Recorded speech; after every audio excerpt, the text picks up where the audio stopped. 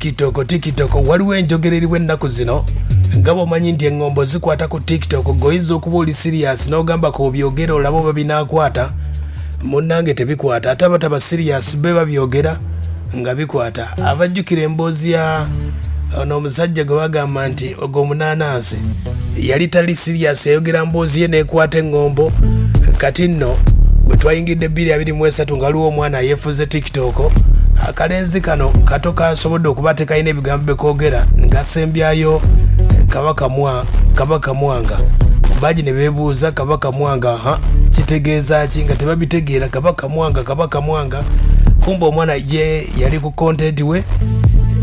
muganda yali amulekedde essimu. Kati omwana kwekola ka video bwakola ka video ne yeetenda obulungi weyeetenda obulungi n'asembyayo akagambo Kabaka Mwanga. Nkugambye gwali serious bw'ogamba nti koobikole ne bw'obikola nga 10 tebivaayo naye oli emboozi yonna ka video kali bwe kati omwana ke yakola akasinga okutraininga n'akagambo ako mwe kaava kali bwe kati eno naye gwe nanyirira mama nanyirira vako ebyo gwe nanyirira Kabaka Mwanga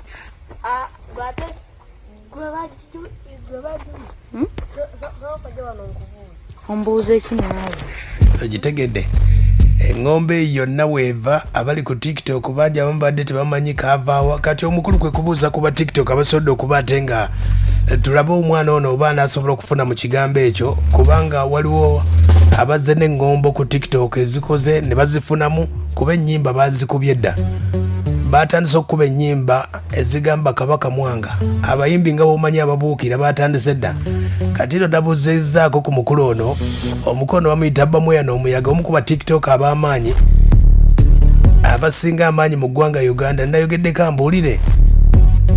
kitegeeza ki mwana mulenzi ono kiyakoze gwatabayi bya TikTok owulire emboozi eno ate tugambe Bamweyana omuyaga the incredible kasiyano wadida kulokoda nanta unyikamu mpunyamu mpulire TikTok go gitambuza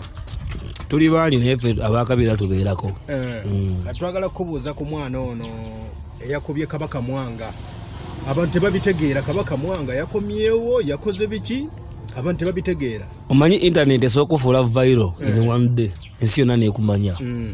naye okufuula viral kisinzira ekigambo kyoyogedde ate ne video TikTok video y'okutambula abantu baba bagiwadde obudde nti buli muntu walaba video n'agiddamu ne begenda kuba viral omuntu lwaje emirundi ebiri abagiwadde 100% okukola ki okutambula. Kati omwana oyo yafunye chance n'akuba video negenda viral naye talina kyakuzaako. Omanyi osobola okukola ekintu ekisooka naye nga tolina kyogenda kukola ki kye bayita content nga tana kyagenda kuzaako. Kati therefore omwana oyo akantu ako yakakoze by mistake kuba naye yali tamanyi kyakola ki yayogera atya kuba mwaba yagamba nti nanyirira simanya biki nandi sibitegeera sibawa budde abasibawuliriza nzi tebinyumira kati nzozaye nga nyumize nyumira biri ebyabakyo njagala biri ebibeera mu ntalo donasiya kati nga olutalo luliko nti donasiya yevuma ne pressure kitegedde. Kati omukulu ono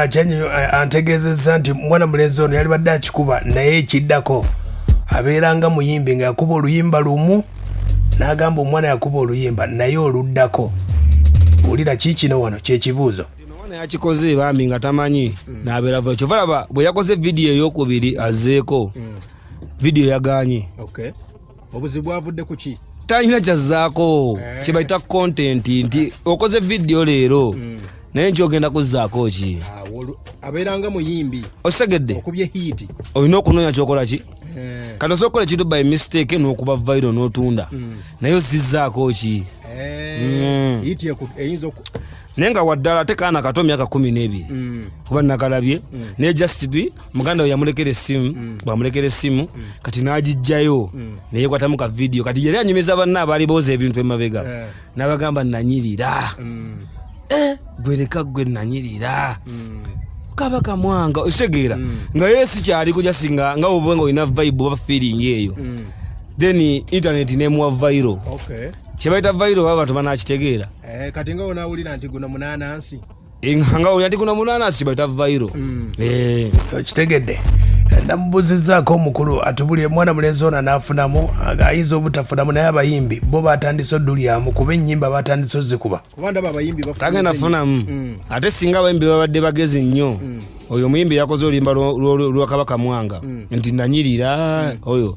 yandinoonyeza omwana oyo n'akola n'amuwayo kasente omwana oyo n'atuula mu saawundi eyo osegera ne wamu emitwalo 2 oba 3 omwana n'atuula mu saawundi eyo omwana watula mu saawundi eyo ebe egenda kubeera viral nnyo okusinga naye bw'alowooza ne bw'anakwata ffe ba big tiktoker n'atukumuyitira omusimbi tulupike tujja dupika kituufu lujja kukola naye origino eyaleeta ekintu ekyo alina omuteka ate ne mu vidiyo alina okubaamu nga gundi bwe yakola ono ani babandana yani gurunedi nga gurunedi bwe yakola gurunedi yajja n'anoonya omusajja oyo anakagamba nga ebyo najja n'amuteka muki n'atula mu saawundi abantu bonna ne balaba saawundi nga ki bano abayimbi abalala abato abavayo abaddamu eyo gundi mu sitayiro eyo nabo ne baddamu ne bakitulamu nga bamaze okulaba fowunda kuba bali bamumanyi ali viral ku tiktok okitegedde tutandikidde mu tiktok okuba ate nga tukubulira ebitambula ku tiktok ye ng'ombe eriko gye bayita Kabaka Mwanga nga we yava ke kalenza ke mbadde nkutegeezaako kano yeno naye gwe nanyirira mama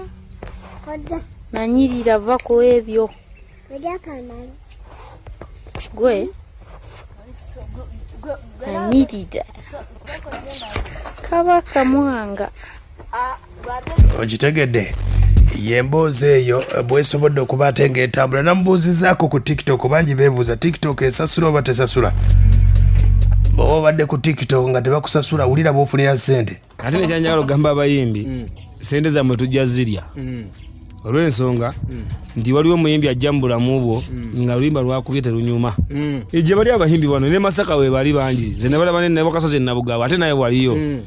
naye ng'omwana tamanyi kuyimba naye nga yagala omupike ku tiktok nze mugambira tompa sente zo kati ate nduteekewa